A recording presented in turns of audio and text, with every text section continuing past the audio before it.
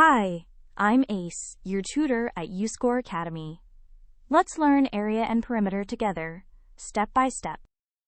Perimeter is the distance all the way around the outside of a shape, like a fence around a yard. To find it, add up the lengths of every side. For this rectangle, 5 plus 3 plus 5 plus 3 is 16 units. Area is the space inside a shape, like the carpet that covers a floor.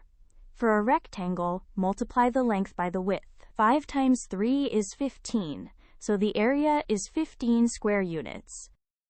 Perimeter and area use different units. Perimeter is measured in plane units because it is just a length around the edge. Area is measured in square units because it counts the little squares that fill the inside.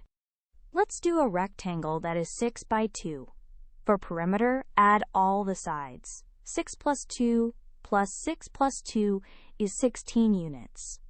For area, multiply. 6 times 2 is 12 square units.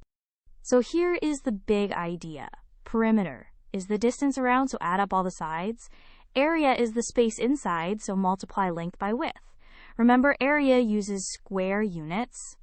Great work!